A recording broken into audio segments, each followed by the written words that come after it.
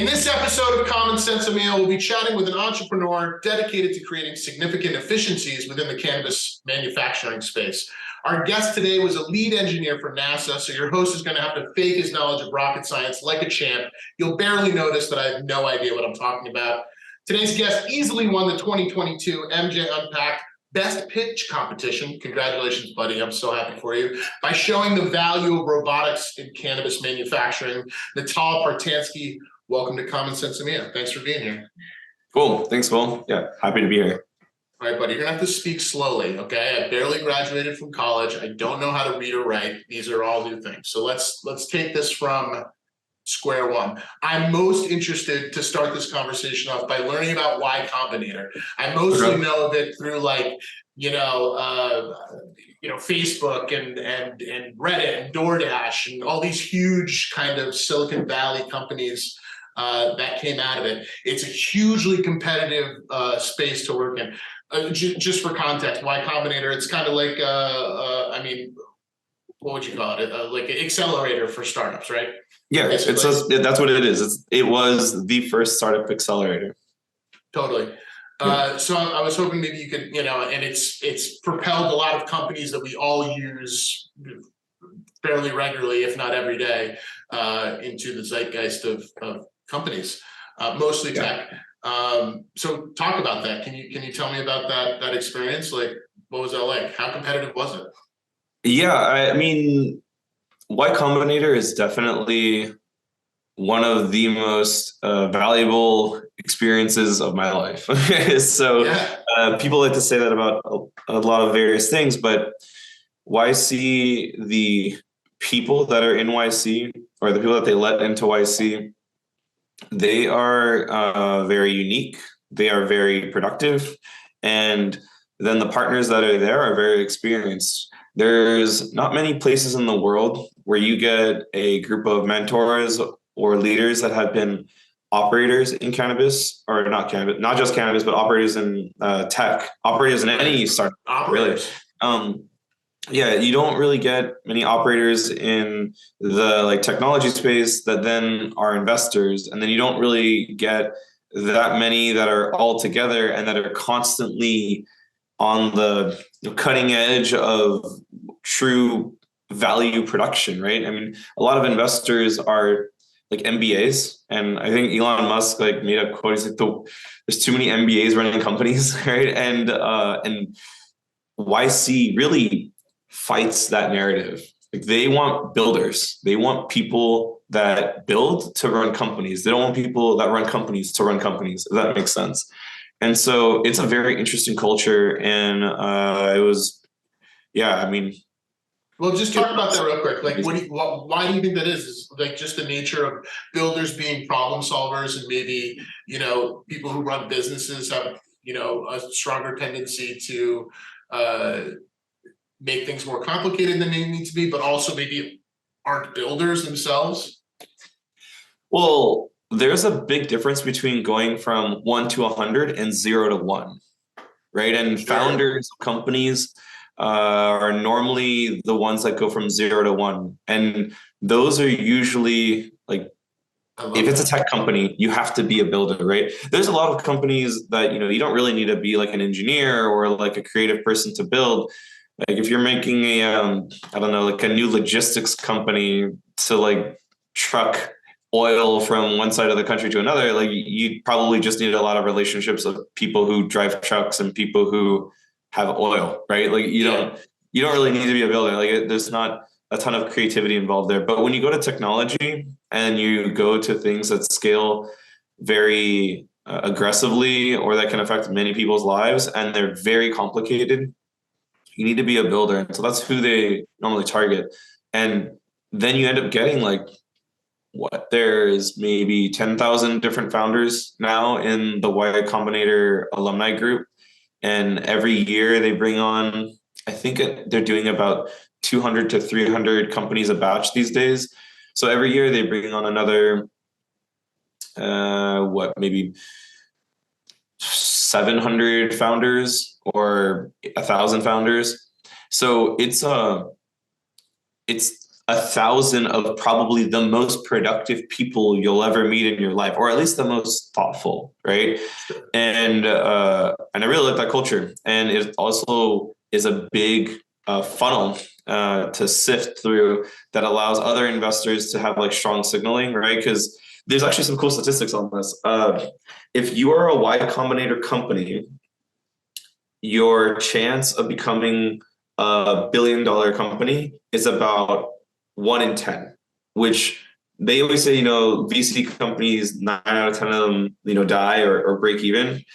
But that actually expands very well, and it pattern matches to Y Combinator companies. But then if you are a Y Combinator company that has existed for 5 years or more, the probability of you becoming a billion-dollar company is now 1 in 4.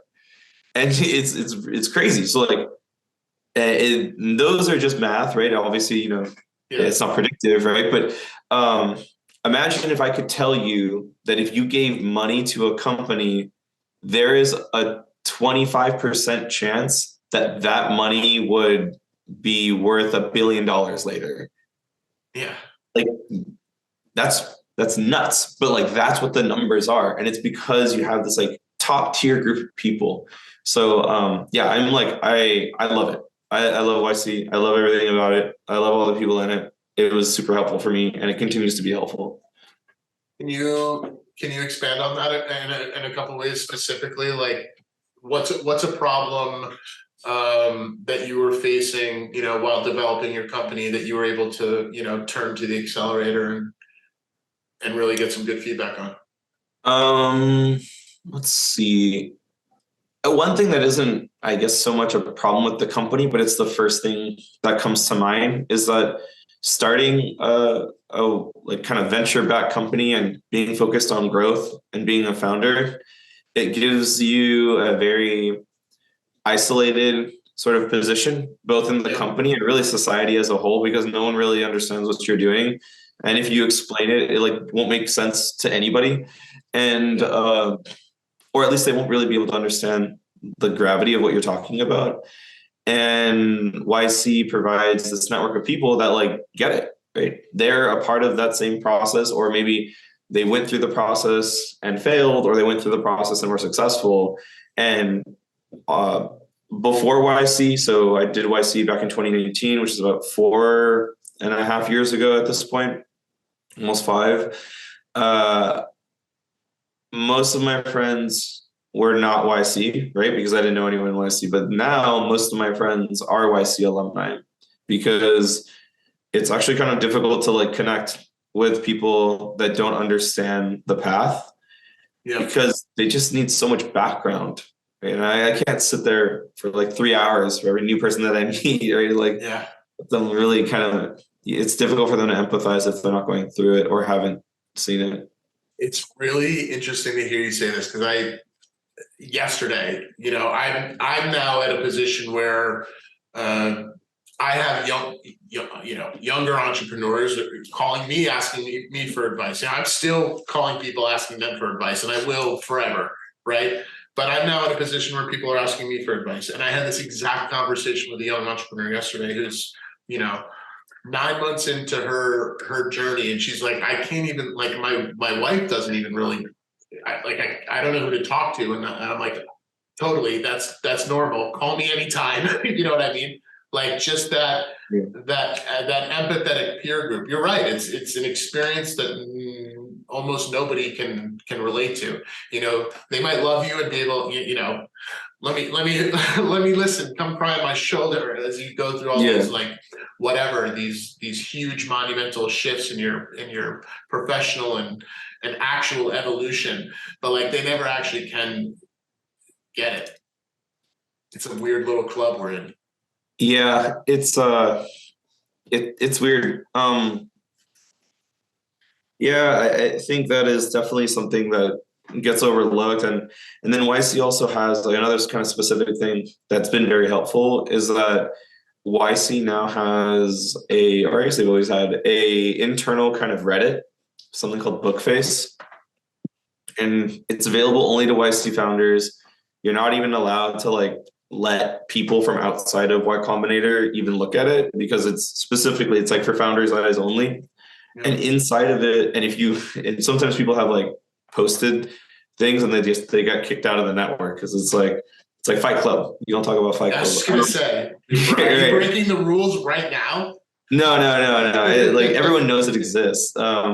But inside of it, it's a gold mine of company building resources, because company building is an esoteric art, right? It's not even a science. It's definitely an art form. I think it's not closed form. There's a lot of ways you can go awry, and you have people posting about random combinations of HR, finances, and how legislation is changing the way you're going to do your internal payroll, right? And like, you can't Google that stuff, or if you Google it, you're just going to get a bunch of random articles that don't mean anything and aren't helpful, right? And so it's a gold mine. It's a gold mine of esoteric information, and like that's something that, the investor kind of connections and like halo effect is really positive. But in terms of running companies, man, that is bar none in terms of usefulness. When your job is to problem solve, how do you balance, like when your job is to iterate on technology, right? And I'm specifically talking about you, right? Okay. Your job is to build robots, right? Mm-hmm. How do you compartmentalize the problem solving of engineering and the problem solving of having to run a company? Carefully. Yeah. So I've gotten pretty good at task switching, right? We've been doing this thing for 6 years now. So now, and like we also did another company within, like as a spin-off company. Yep. Of this. So it's really been like 3 companies over the past 6 years of varying sizes, right? Like one that was just me and a couple guys. Now Sorting Robotics is 12 people. The other company got to 50 plus people before we sold it. So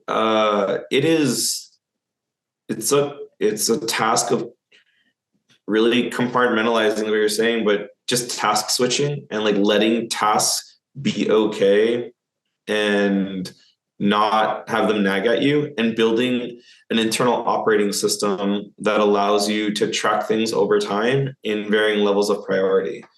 And if you want to talk about like internal operating system and how I schedule and organize my life, that could be a couple hour podcast. Yeah, but I like how you position it as task. I positioned it as problem solving, and you immediately task switching. Well, first let's change the language around how we address these things. They're not problems, they're just tasks. They're not unsolvable. They're just I'd say most things, once you get to like a certain level of understanding, like even now, really, I'm still operating at one level, but there's many levels above how I'm operating. But at the level that I'm at and the level that I can see, above me, it doesn't seem like most things are fairly open form, but they're limited open form, right? It's not just a completely unknown world where there's no known ways to solve it. It's like there are many ways to solve these problems. So you have tools, and that might sound very abstract, but it's unlike saying, how do we go faster than the speed of light, right? Like, no idea. I have no clue on how to do that, and neither does anybody else on the planet, right? But if you ask like, how do we position like a licensing agreement for multiple trademarks and IP across different sectors, it's like, okay, well, I don't know how to do that, but I know that some people have done that, right? And maybe it's not a closed form problem, which would be great, but at least it's an open form problem with well-defined tools. Super cool. That's awesome. So you've been pretty entrepreneurial throughout your life. In school, you had a 3D printing business, but you also worked with lots of other teams while doing your own thing. I'm curious about kind of your experiences on working on teams versus building your own teams. And here's what I'm getting at, is at some point, all entrepreneurs come to that crossroads where they realize I'm not an employee. I'm a bad employee, or this just isn't for me. Not maybe I'm not a bad employee, but this just isn't for me. So I'm curious about kind of your perspective on working for other people versus yourself, and what was that maybe breaking point? What was that experience when you were like, I'm my own dude now? Like after I had my first job. So it was that soon. Yeah, well, even when I was younger, I mean, my my first business was like a lemonade stand when I was 4 years old. So like that's the first business for many guests of this show. Okay, yes, that was like my first business. And then when I was in junior high, and then when I was in elementary school, I shined shoes for fundraisers at my elementary school. And then when I was in junior high, I sold candy to my classmates until the school shut me down for competing with their internal snack bar. And I was just like, okay, like that's making fine. more money than our vending machines. Yeah, it's just okay, sure. And so then, so I kind of was always doing randomy type things, and I didn't really see it as entrepreneurship. I'm like, oh, I could sell this thing. That sounds fun. Yeah. But I had my first job when I went to go work at a rocket company back in Mojave when I was in undergrad. I did like a real quick. My first job was cleaning squid at the back of a fish store. Yours was working for a rocket company. Go on. Now you go. Yeah, we all different approaches, right? And so for sure, I'm learning that right now. And when I was there, it was a smaller company. It was like a little startup that was making. It's now defunct. They kind of died a few years ago, but their goal was to build a suborbital space tourism spaceship. Kind of take off from Mojave, go up for 20 minutes, and then float, and then let people see the curvature of the Earth and come down.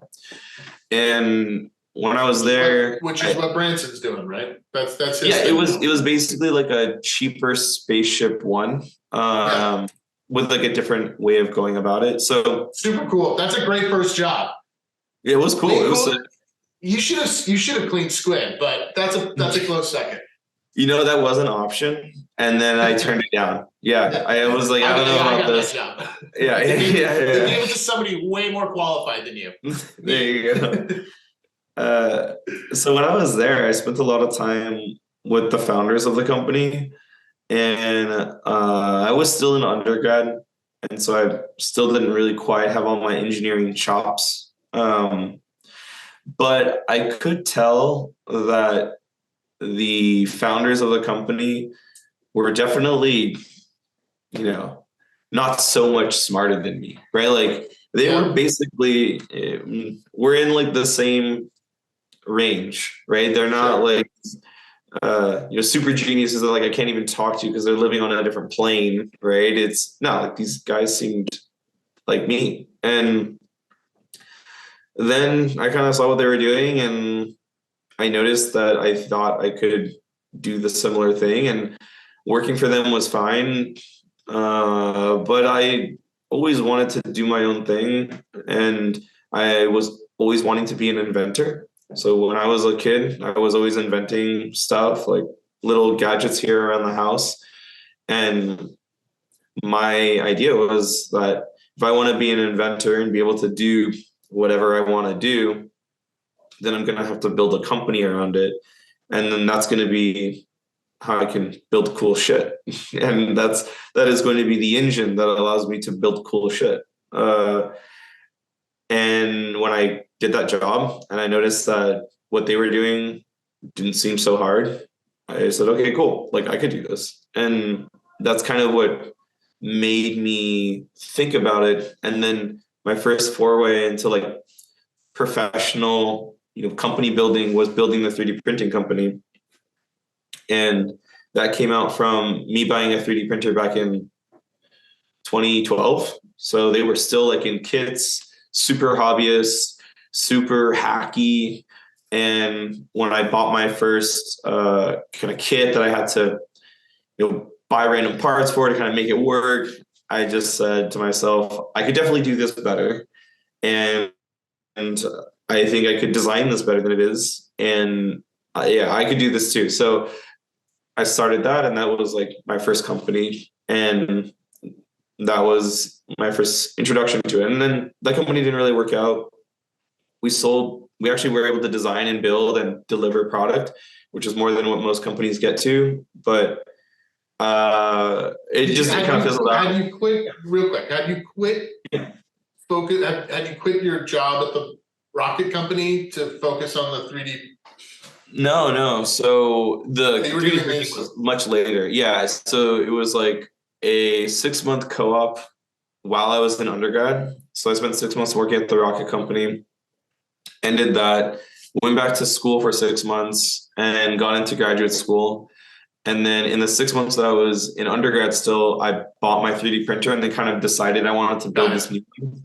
And then when I went to grad school, I remember the first day I kind of unpacked everything at grad school and I said, okay, cool. I'm going to design this 3D printer now. And I remember looking at the SolidWorks screen just being blank.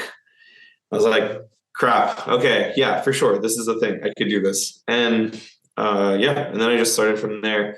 And then that took like 9 months because I was doing it all by myself. And I was also going to grad school for aerospace engineering. And and then I kind of launched that, and I kind of took time off from grad school for a few months. And then when I noticed the company really wasn't going to go anywhere and we had issues with our investor and stuff, we kind of broke up, and then my friends went and did their own thing. One of them started another company, another one joined another startup as the first employee. And then I went back to grad school. And then after that, I did my last year of grad school and then went to work at NASA because I wanted to have something more relaxing than another company. And I thought NASA was like a good place. NASA.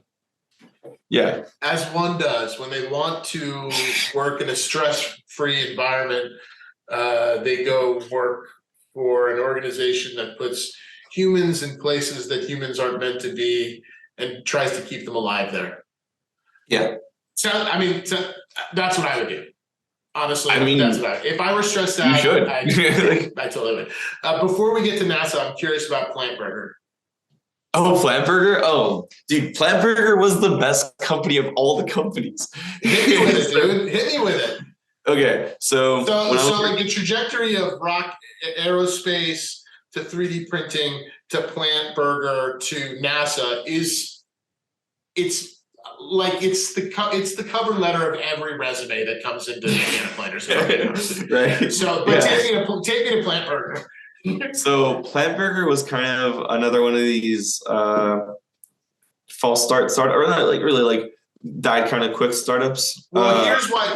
Let me real quick. Don't diminish the failures, and I'm using the word failure not as a negative word, but as a neutral word, because without the failures, we wouldn't get to unsuccessful. Robotics. We'll say unsuccessful. Let's say unproven. Let's make it even more ambiguous. These unproven business ideas lead, when a door closes, another one opens. Okay, that's an even more diplomatic way of saying this. But the learning experiences one takes from obviously grad school, but trying to start a 3D printer company and having issues with an investor. These are, and then whatever happens with Plant Burger, we'll get into it.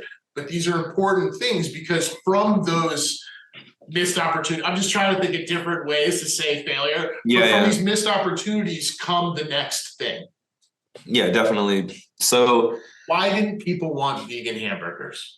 I know the answer, but I need you to tell hamburgers. So I was working at JPL at the time, and I mentioned I wanted to work at JPL because it was a little bit more relaxing than JPL is the Jet Propulsion Lab at NASA, just for yeah, people yeah, who yeah. So haven't yeah, the worked at jet NASA propulsion. like us. Yeah, yeah. So the place that makes all the Mars rovers, that's what JPL does. And they make some satellites as well. They don't do a ton of rockets at JPL. So I was working there, and I was there for about 2 years. And then I kind of got to the point where like I had refreshed a little bit from the stress that was the first company. And then I was kind of looking for my next thing. And I was doing a lot of options trading at the time. I was like, oh, maybe I'll start a hedge fund and do this. And then I eventually noticed that stock trading is like moving numbers around, and like you're just basically like a vampire of society a little bit. We can get into that later. But I didn't think it wasn't rewarding enough for me. And then one of my friends is vegetarian, and this is back in 2017. And he brought me a Beyond Meat patty at my birthday. And it was the first time I ever had a vegetarian or vegan patty that tasted like meat and was actually savory and actually was good. And it seemed like a very healthy alternative to meat. And I'm aware of, having a high protein rich diet is not really what our guts are really built for. And I kind of looked at this, and I wasn't a vegetarian at the time or vegan or anything. And I kind of noticed that, hey, this market segment is really underserved, and it seems to be growing, at least in LA where, I live, and they don't have fast food options. There's no fast food option for a vegan person. Like they could go to In-N-Out and then maybe like get a grilled cheese or something, but it's not, that wouldn't even be vegan, that would be vegetarian. And so I was like, okay, cool, this sounds interesting. If I can make a hamburger that appeals to everybody, but it's focused towards this vegan vegetarian community, then I could build like a restaurant chain that does purely vegan stuff. And then I started the company. I started doing farmers markets, and I did this thing called Smorgasbord LA, which is a farmers market in downtown LA. And we did that for like 6 months. And I started it with now my sister's husband, which at the time was my sister's boyfriend, who was a chef. And so he could kind of help me make the food and like think about how to formulate the ingredients and stuff. And I kind of had the business mindset, and I could do math and stuff like that. And so then I started this burger chain or burger like burger pop-up. And we did it for, we started it in like May of 2017 and then ran it until January of 2018. So it was like a 9-month sort of thing. And what really came down to it was in around December timeframe, we were at this like break-even point with, we made enough money by being at one place, but you really need to go to multiple locations because really we were open for 6 hours a week. You can't really make money if you're open for 6 hours a week, regardless of your kind of traffic. And so we need to start going to new locations. But then at that point, I kind of noticed I was a little disillusioned with the food industry because the economies of scale that I thought I was going to get by growing turned out that I wasn't going to get economies of scale until I had several hundred pounds of throughput a day. And I was just like, this is crazy. Like it's going to take years for me to get to that point, and my margins are going to suck until that point. And even then, they're still not going to be very good. And so the unit economics for food started becoming very clear to me that they're garbage. And and it's really, really hard. And that became kind of a thing that I wasn't a huge fan of. And then my co-founder was like, yeah, I'm not sure if I want to continue spending a bunch of time like flipping burgers, literally, right? Like we're like and then we kind of just noticed like, yeah, it's not really something he wants to expand on. And I'm noticing from the business side, it doesn't really make a ton of sense. And so we shut down that company in January of 2018. And literally the next week, I started this company because I had a friend from grad school who started working at NASA with me. And so I knew he was really smart and he could do this. And I told him, hey, I'm going to try this thing. And I want to build a robot that sorts Magic the Gathering cards for e-commerce people. And he's like, sure, man, I don't know what the hell you're talking about, but that sounds cool. And then we found our third co-founder. And once I like kind of put the pieces together and I kind of talked to a few CEOs of other trading card companies, I was like, okay, like this seems like much more my alley. It's like high tech, it's robotics, it's not flipping hamburgers, and no one really wants to do this. So shut that one down. Next week, started the new one up and kind of spun down the first one by February, and then I incorporated this one like February 8th of 2018. Okay, awesome. This is exactly what I was hoping you'd say, which is like, I had this experience. It was enriching in one way. And as soon as I knew it was over, I put a bullet in its head and I focused on the next thing, which is exactly what's happening now. Okay, so take us to Mars. Before we talk about the robotics company, I want to get to Mars. So in prepping for this podcast, my entire company has been trying to understand the MOXIE, and we've dumbed it down to the following. You built robotic trees on the rover on Mars, right? That's pretty good. Right? Yeah, you did it. So the MOXIE, and you can get into what that stands for, but the MOXIE converts carbon dioxide into oxygen on Mars. Yeah, that's what it does. Oh my God, I can't believe it. I was like, dude, it's like a robot. We were like taking dabs. We're like, yeah, man, it's a robotic tree. Yeah, it's like totally it's basically a tree. Yeah, it's a tree. All right, take me to Mars. How does that happen? Like, I imagine, working for NASA isn't like applying at Target. I mean, you said you went there as a means to de-stress yourself, which is crazy to me. I've seen Apollo 13. That was stressful. Tell me about it. Like, how do you get to NASA? How do you get to Mars? Yeah, so I got to JPL, NASA-JPL, the research center, because I was doing my master's degree in aerospace engineering at Georgia Tech, and that's a pipeline school for JPL. So really, there's luck involved, right? Like, I didn't know it was a pipeline school. I mean, Georgia Tech's like the second aerospace engineering school in the country, and so I guess it would make sense that it's a pipeline school, but it turns out it's a pipeline school. They go every year. They do a presentation. They do on-site interviews.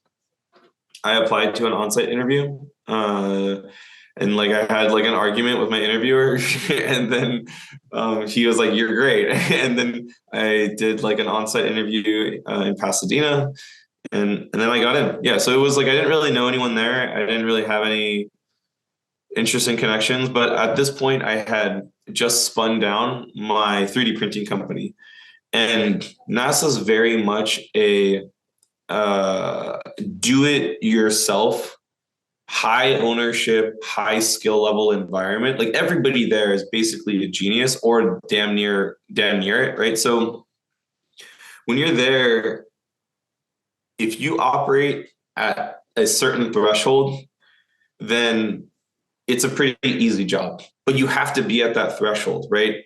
You have to have that level of focus and that level of skill. If you're anywhere beneath it, you're probably grinding all the time, and it's just like it's like a hellscape for you. But if you're past that, I mean, there are times where it's difficult, right? You have deadlines and things don't work and yada yada. But like in general, it's built to move slow because it's built to not fail. Like NASA and startups are not the same thing at all. Because NASA, you can't fail because you have literally one shot or maybe two if you're lucky. So you can't move fast and break things. You have to like move glacially slow and get everything perfect. And so that's how I got there. And the experience of being on the Mars rover team was cool. At that point, it was just a matter of timing because they needed leads for projects, and I actually wasn't the lead when I first started. I was a support engineer, and it took me like a year and a half to become the lead, and that was just due to a maturity of the project. And then they actually had a few people. They put someone on top of me as the lead, and then things didn't work out with him, and then they put someone else on top of me with the lead, Things didn't work out with him. Then they put someone else on top of me, and then things didn't work out with him. And then eventually I was like, yo, come on. Like, I've already started a company. Hello. I can do this. Like, this is not a big issue. But I mean, it was like a $10 million budget. So they kind of were like pretty reluctant to give it to like a 26-year-old guy. But then I eventually got it, right? Because I guess they couldn't figure it out themselves, and I was kind of there, right? And that's how I kind of got to that process. So you were there for a long time. Did you consider a future there? I mean, why not stay at NASA? Yeah, I mean, what we talked about earlier. Is this like the I'm my own dude sort of mentality? Yeah. Well, I definitely could see that, right? That is like many people's dream job, right? Normal people get there, they're like, this is it. I did it, now I'm gonna find a girlfriend and make babies and like buy a house and like this is gonna be my life, right?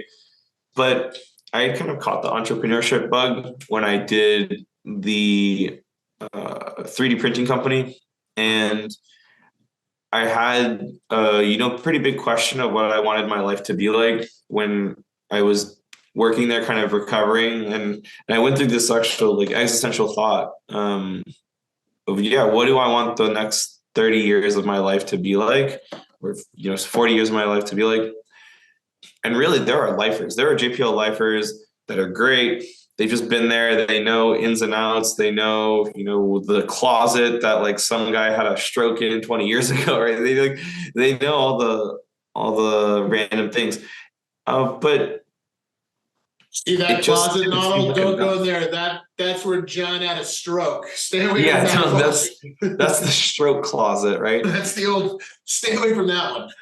Yeah, but I just knew it really wasn't like I just couldn't see this as enough. Like I got to the point, especially 2 years into it, I could kind of notice, and it's this idea of levels, right? And I noticed that I got to this certain level of engineering where I definitely wasn't the best engineer at JPL, but I definitely wasn't the worst engineer at JPL. I was somewhere in the middle, and maybe like top of the middle. And I could see that the only real difference between me and being at the top was time. Like in terms of aptitude, I definitely had the aptitude to do the type of development work that I was doing.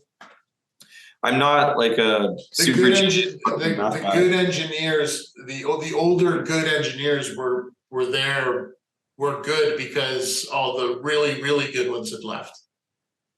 No, they're like really, really good ones that are there. But there's people that leave for whatever reason. And a lot of it, I would say there is that NASA seems to just like ride on its clout pretty hard, and they don't pay as much as like SpaceX or Boeing. Right. And so if you go to it's an exposure gig. Right. And if you go there, you're there for like the work. I mean, you don't get paid crap, but you get paid average, right? You don't get paid well. And so people will leave a lot because they like start families and they just move into the private sector and kind of sell their soul and just be like, I just want to make, $40,000 extra because I have a kid and a wife and yada, yada. So I couldn't see that as being my future. And I liked building companies. And I also just got really frustrated with the bureaucracy that NASA is built on. Sure. And that's what really drove me away, because there was maybe like a year or so where I was like, you know what, maybe this is fine. Maybe I'll just do this. I'll trade stocks on the side and make a bunch of money, but still enjoy my work. And then be, financially stable in other ways. It doesn't have to be through my 9 to 5. But it was really the bureaucracy that drove me away. So take me to Roca. So take me to Roca. So you're becoming frustrated with, being at NASA, and you decide that the one thing that the Magic the Gathering community is missing is a robot to sort their cards. Yeah, kind of. How is that a problem you decided to solve? So when I was in high school, I was actually a professional Magic the Gathering player. So I played this game a lot, and I went to like nationals. I went to the pro tour. I'd win like local events and stuff like that. So I was like really into the game. Like, Yeah. I wasn't, top tier pro, but I mean, I got paid to play in some You cases. were a So pro. yeah. So like it was like I was like an amateur pro, and I was really into the game when I was in high school. When I got to college, I just dropped it because engineering was too difficult, and Magic is like it's like chess and poker had a baby, and that's Magic, right? And it requires a lot of upkeep. So then when I finished my robotics company, I actually remember the moment when I thought of the like Roka robotics idea and the trading card sorting. I was walking to my friend's house, who was one of my co-founders in the 3D printing company in San Diego. And I was thinking just like, oh man, what am I going to do? Because I had just gotten back from grad school. I just started working at JPL, and I was kind of visiting all my friends in California again. And I was like, yeah, what am I going to do? And I just had played a game of Magic like earlier.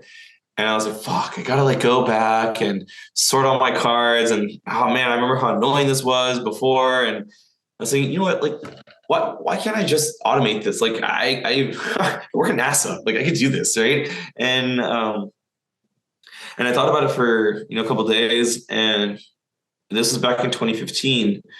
And then I knew that I didn't want to just start another company by myself again because it was too difficult. Starting a company. Hold on. Talk about the problem a little more. So like Magic was a little after my time. Okay. Like my younger brother like was into it for a minute or something like that, but it was a little after my time.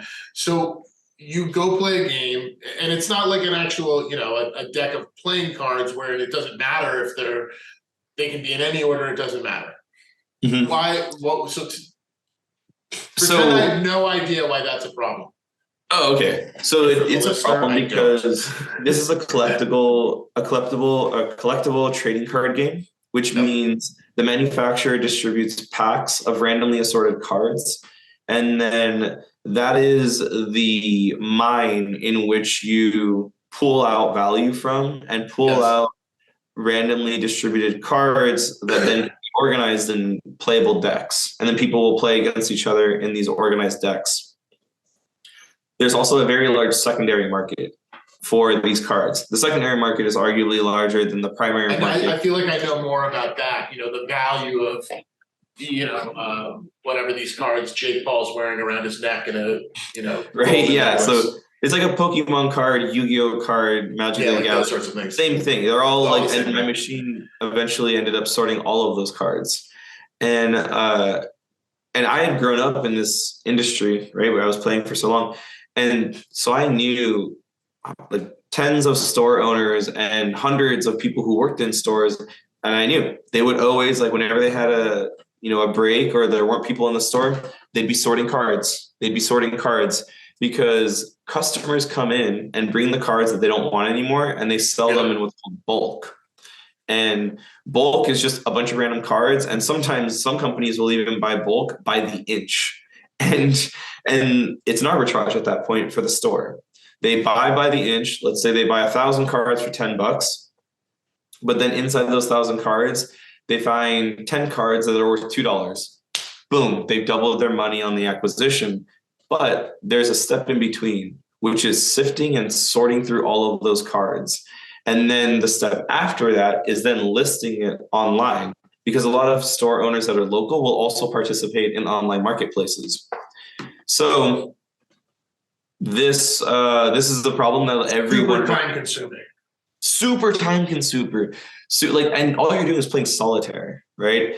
Yeah. So I knew that there are at least a couple thousand stores in the United States that had at least a couple people sitting there either part-time or full-time playing solitaire. Yeah. And I thought this was a tragedy. And so that was the problem that I knew I could solve. And then I validated it by calling the top 5 online distributors of Magic the Gathering cards. And I emailed all the CEOs and I said, hey, I'm thinking about building this. Would you buy it? And I did it the day before Christmas. And within 24 hours, all of them emailed me back and said yes. And I was like, that validates this idea.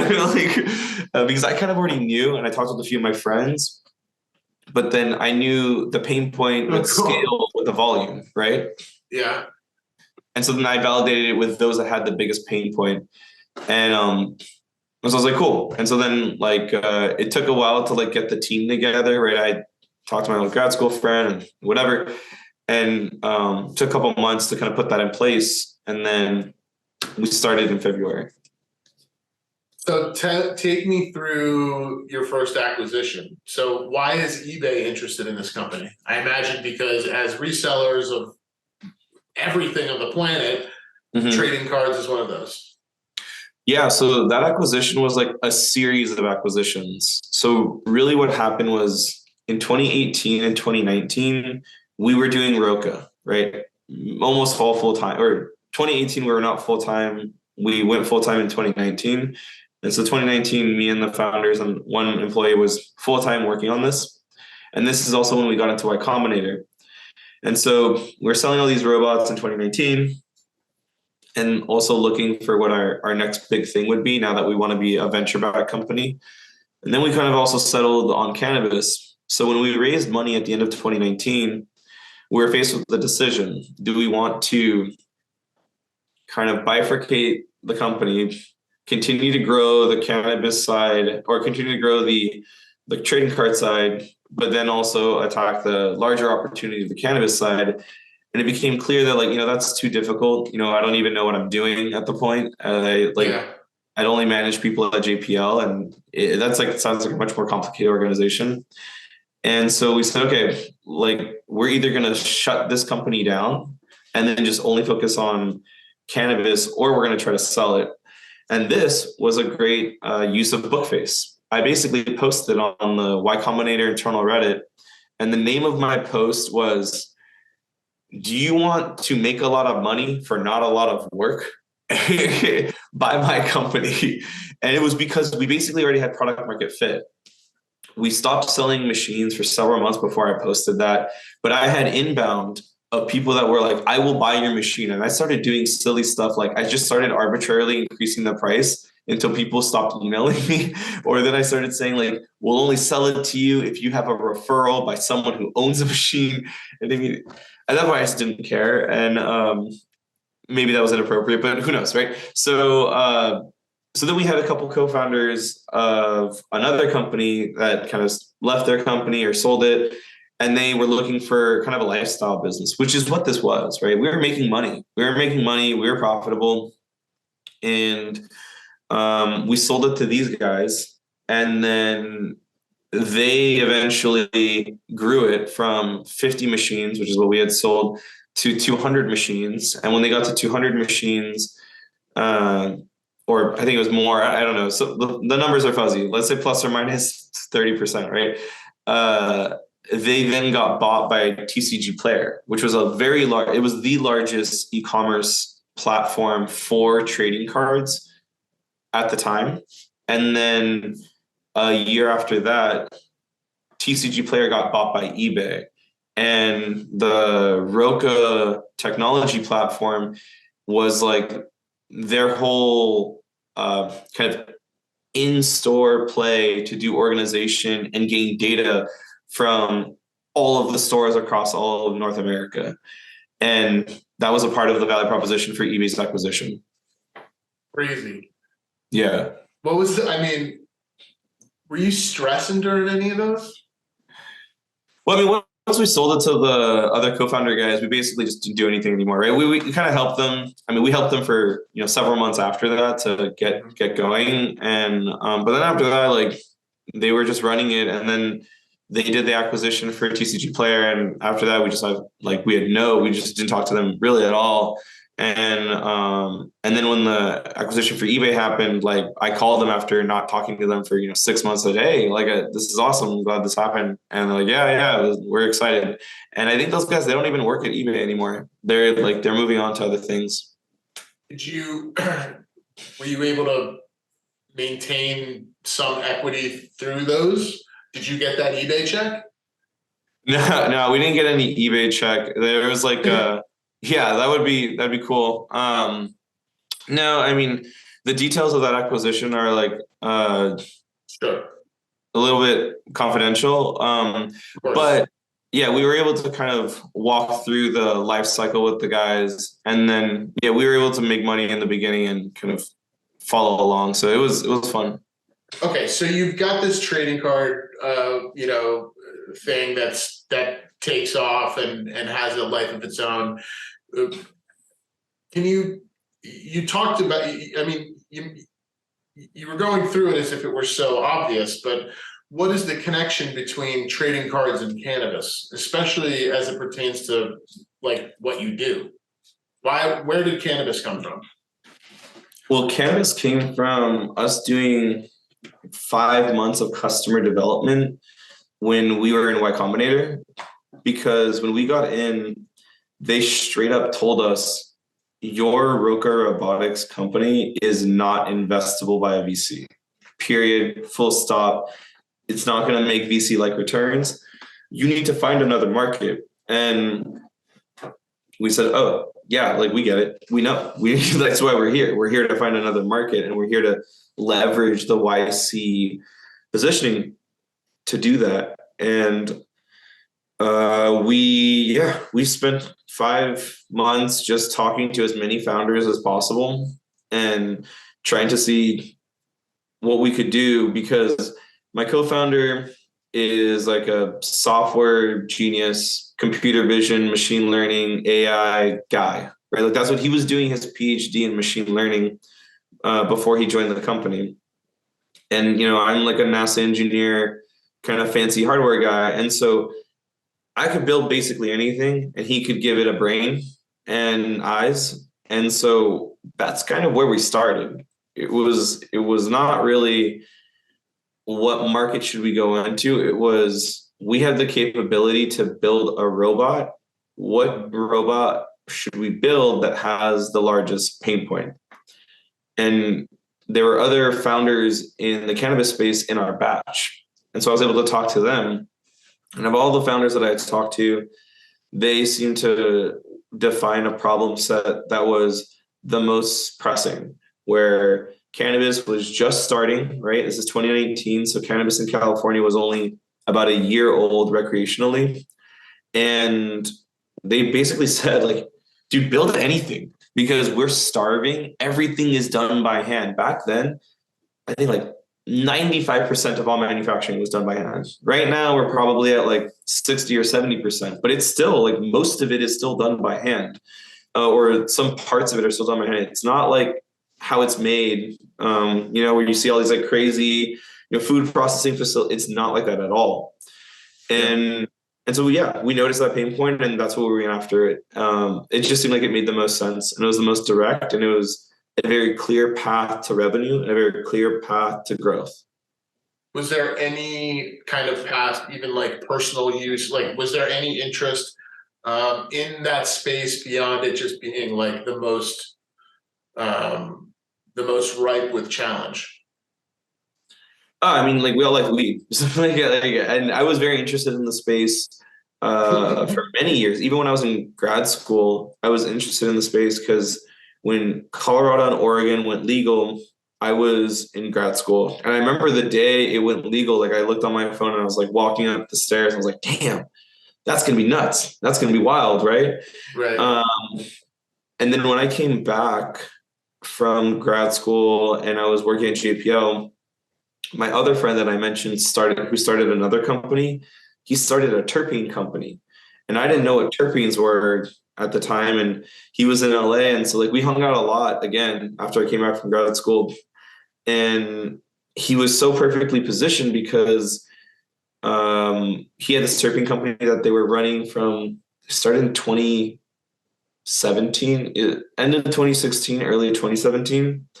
And then when it changed to legalization, he started getting a lot more inbound for the terpenes because it started becoming more commonplace, and people could buy it without like trying to trap it out or something. Right.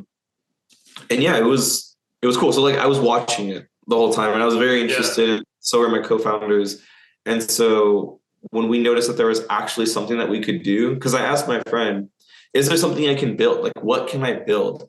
But he was on like the terpene side. He wasn't in the manufacturing side. He didn't really understand any of those intricacies. So he didn't have good answers for me.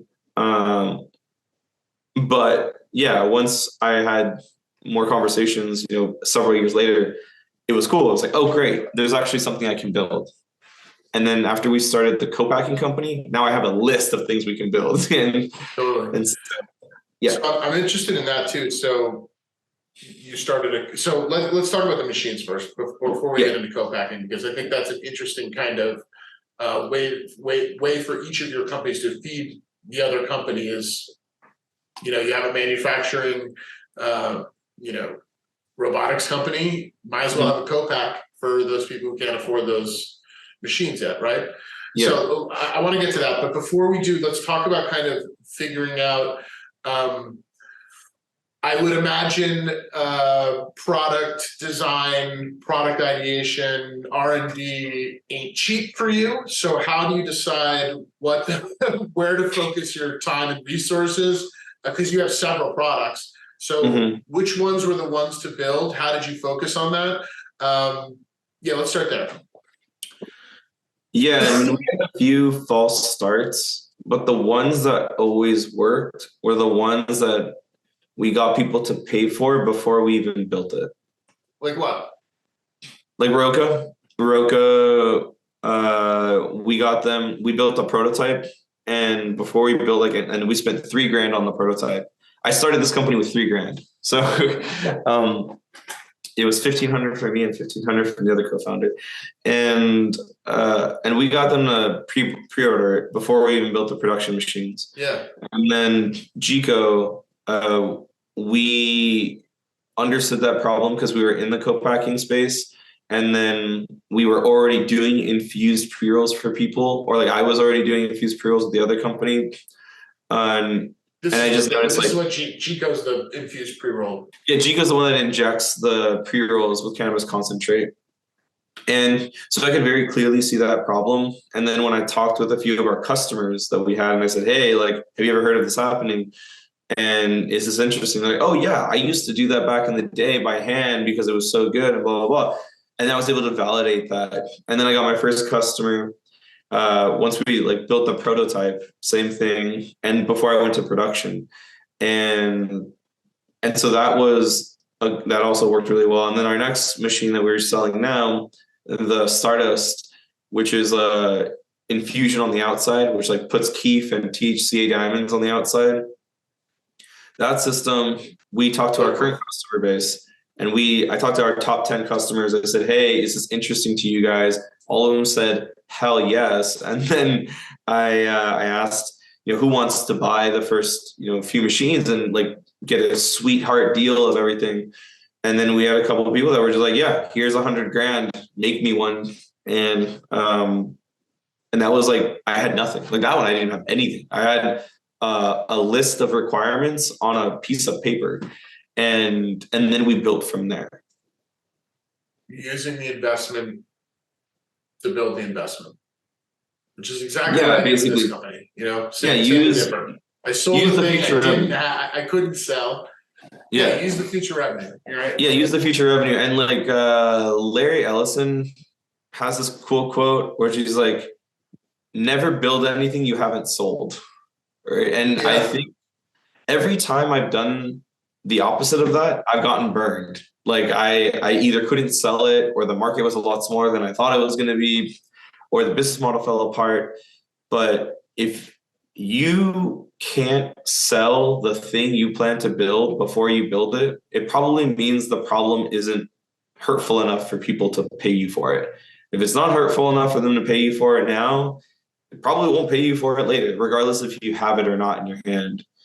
That's one thing that I definitely learned, and I knew before, but I've run the process a couple times, and now I'm a believer of that in more ways than one. So let your customer tell you what the problem they need solved is.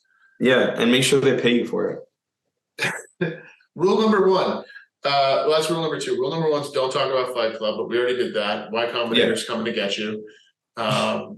So talk to me. So at what point do you figure out, like, we're building these machines, I heard Elon talk, and I call him Elon because we're on a first name basis. He calls me Will. Makes sense. But makes sense. I heard Elon talk about, product design and R&D versus manufacturing recently, and it's the same analogy of your 0 to 1 and 1 to 100.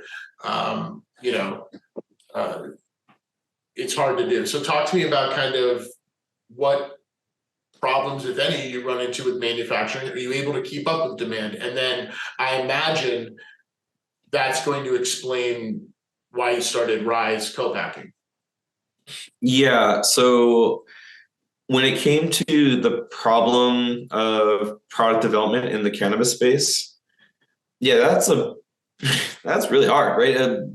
It's a highly super regulated industry, right? With a super regulated product.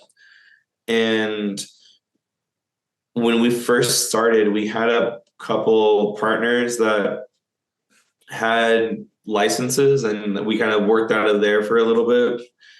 But what we really noticed was that wasn't giving us the knowledge of the industry that we needed to serve our customers. And I had already learned from Roca that it's best to be your customer, to really know your customer.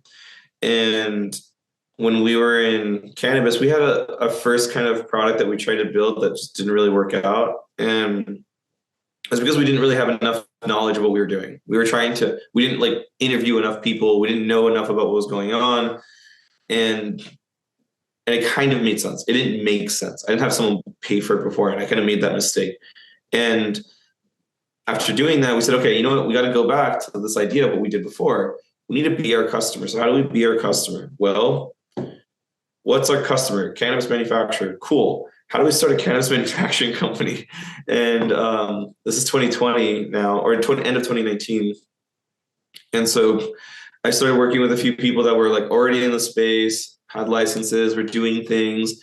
And then I talked with a couple of them and said, hey, I'd like to partner with you on doing this. And my kind of value to the table is I'm going to automate and make this co-packing company the most efficient co-packing company in California, because last I checked, there are no other NASA engineers building cannabis companies. So we're gonna have a competitive advantage. And that was very strong. That was compelling. And then these people were like, yeah, let's do this. And so we started it in Oakland and started serving Bay Area clients.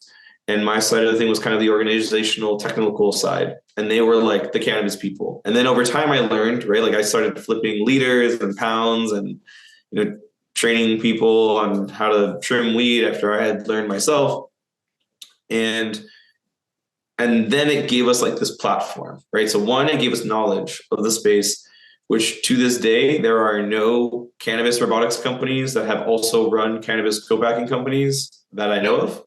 And I think that still gives us a very clear competitive advantage, both on how we design machines, because we know how they're going to be used. And it's different. Even now, I have customers that I'll go into their facility and I'll stay there for a couple of days and I'll kind of see how it works. But it's just not the same. You do not viscerally understand a cannabis company unless you are in it for weeks and months on end.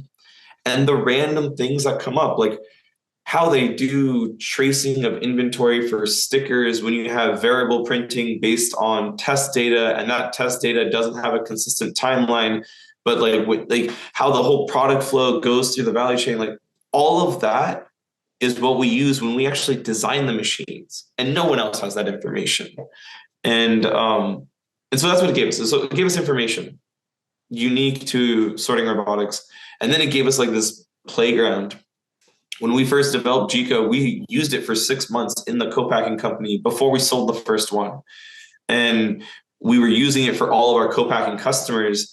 And they were like, oh, it should do this, it should do that. And then we just started selling, we started co-packing, a couple thousand joints at a time, then 10,000 joints at a time. Then we're getting to the tens of thousands of joints through the co-packing company. And it actually became a revenue driver for the co-packing company. And so that was good. But it also validated the technology and let us run it. And without the co-packing company, it would have been very difficult. I think it still would have been possible. Maybe the product wouldn't be as good. Maybe there would have been shortfalls or whatever, but it made the product that much better and gave us a foundation to really, really exploit that for future products to come. As you scale, does the co-pack become a lead gen source for sorting robotics? Like, do you have, I mean, have you gotten to a point where you're starting to sell devices to, you know, some of your customers? Yeah, I mean, in the beginning, that's what we did. We did sell a few customers our machines, and then at the end of last year, we like spun out that company and then sold it to a dispensary chain in California. And so now, like, you're saying you spun off the the co-packing company. Yeah, we spun off the co-packing, or it was already spun out. It was never had the same cap table as sorting. It never shared finances or anything. It was like it was a completely different thing. We just had like a marriage of ideas, but it was always a very different company. And so we sold at the end of last year, and it does have some leads to this day because, you know, I know a lot of the plant touching operators in California, right? And I know some of the biggest players, and that's always helped. But I would say these days, I mean, we sell most of our business is outside of California these days. So it doesn't really help outside of California, right? Because you have these island markets that are so segmented. Yeah.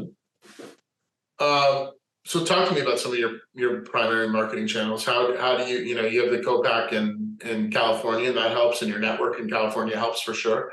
How are people finding you? How are you finding potential customers?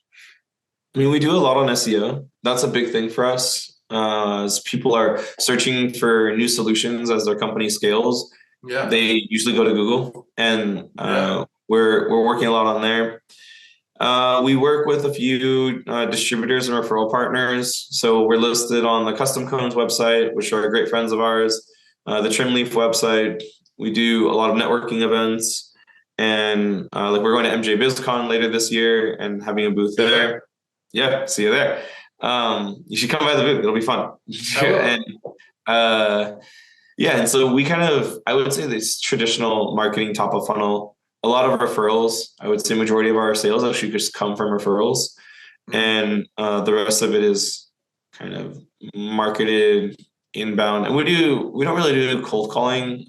It doesn't seem to work, at least in this industry. But we do, a lot of networking. I think the networking events are definitely the best. People in cannabis want to see you and know that you're there for them, right? Yeah, it's a new industry. I also think it's because we're B2B. Well, that's a big part of it too, but it is such a new industry that everybody, you know, there's a lot of people coming and going, and I think the networking opportunities are for sure where actual business happens. Talk to me a bit about innovation. So, like, how do you stay in front of the technology while you're also trying to sell the technology? What do you mean? Well, like, how do you innovate on your device? You know, you have this current device you're selling, right? And we think about this too, right? We have our old product, and all we want to do is focus on the new product. So how do you kind of figure out how to do that? So the old product is usually the product that makes money, right? And so exactly, that's the risk, right? It's like, how much time do I devote into this new thing? I don't know what it's going to do. You know, I know it's an iteration of the old, but will it be as good as the old? So, well, I guess I kind of think about it in terms of product lines, right? So Chico is our foundation, right? And then I make sure in my company that for every product line, there's what's called the cognizant engineer, which is a term I kind of inherited from JPL. And that means you're the cognizant engineer, like you own the product, the project. It's kind of like a PM, but PMs don't really do work most of the time. They just manage the whole thing. But like a cognizant engineer is like a PM, but you do work. You are an engineer at heart. And so my engineers will own a product line and then live it cradle to grave. And as those product lines become more closed form, less work, like there's no more support on it, we're not really iterating on it, just people are buying it and using it, then we can like add on things to there.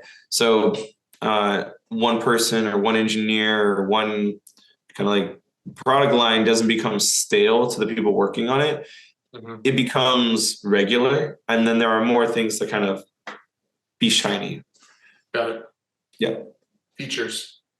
Yeah. And then when you're thinking about like the product lines themselves and how those innovate and they evolve over time, once you make the product, your ability to be innovative, I think, kind of goes out the window because everything's just driven by the customers at that point. So all you have to do is listen and just not be an asshole, right? So if you just listen to your customers and they all say like, one person says this, okay, cool, what else? And then you just hear that a lot of time. It's like the inbound version of customer development. And it's great because it takes way less work and it's way more useful because you have 10 people say, oh, I want this feature. It's like, okay, we should probably build that feature. And then then you build the feature and then it just keeps going. I think the innovation really comes from solving the initial problem set because a customer will never give you the best way to solve the problem. They might have ideas, but it's an engineering They'll just tell you more problems. Yeah, their job is really just tell you the problems. And then it's our job to innovate, to find solutions for those problems. Then once we find the solution, the continuous improvement product lifecycle is just dictated by the customer. And You have an exit strategy in mind for this company? Or is this where you want to be for the next forever? No, definitely not. No, I want the company to be sold. And I would say we have two paths. One path is we get some form of federal reform in the next, 3 years or whatever. And if that happens, then there will be traditional automation companies that want to come into cannabis and buy up market share. By that time, we'll have 30-40% of the automation market share. And we'll be, a perfect candidate for acquisition for like a Siemens or a Honeywell or whoever, wants to come in and, get this other vertical under their belt. And then barring that, I think the next, obvious path is just going IPO. And I think once we hit, once we get past the $50 million mark, you go into this, $70, $90 million mark of annual revenue. Those are great IPO numbers. And I think we would crush it. And even if federal cannabis never comes for whatever reason, we don't care. We're a technology company, right? We sell robots. Yeah. We sell like fancy little AI powered robots, and we'll just go IPO and sell to the public. And I think that'll be great too. It'll be a different, sort of path, but that's my exit strategy. What's your focus for the coming months in terms of just what are your biggest goals coming into 24? So biggest goals going to 24 is ensuring the launch of our Stardust system as successful as it could possibly be, as we're just delivering the first units now and continuing to sell them and making sure that product launch continues to go well. And it's been going pretty well so far.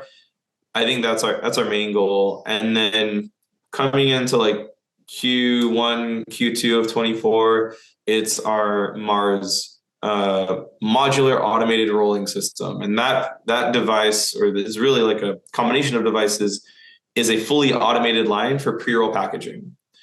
You can full circle. Yeah. Like you can pack the joints and then hand it off to the GECO and make a hash hole, and then take the hash hole and pack it into a tube, variable printed, and tamper seal it. And instead of making a hash hole for $5, you can make it for 50 cents. So awesome. Yeah. So that'll be kind of the big thing after that. And I think we're just going to be focusing on making sure we can fully automate the pre-roll sector, because that market is growing. Infused pre-rolls are growing even faster.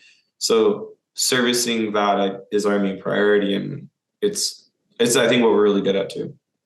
Innovation, growth, focus. I love it. No, I'm not convinced that your technologies won't create a future where Terminator-like warlords won't, come back and take advantage of us. But I'm confident that they'll at least like weed. So I thank you for at least programming them to be sort of cool when they come back. Thank you for your time. Hugely awesome. I love seeing what you guys are doing, and I can't wait to see you grow into what's next for you. Tell my guests where they can learn more about sorting robotics. I think our website is the best place, sortingrobotics.com. We have all of our solutions there. The GECO, Stardust, Mars, all are there for your perusal. If you want to reach out to me directly, LinkedIn. I'm pretty active on LinkedIn these days. So that's just like LinkedIn and then /Nohtal. So that's my URL, Nohtal. I think those are like the best places to get in contact with us. We will put those in the description below. Nohtal Partanksy, thank you so much for joining us. You are the CEO of Sorting Robotics. You are probably going to lead to the destruction of this world when future overlords come back. But that's okay. I still love you, buddy. Thank you so much. I've been your host, Will Reed. This has been Common SENSimilla. We will see you on the next episode. Peace out.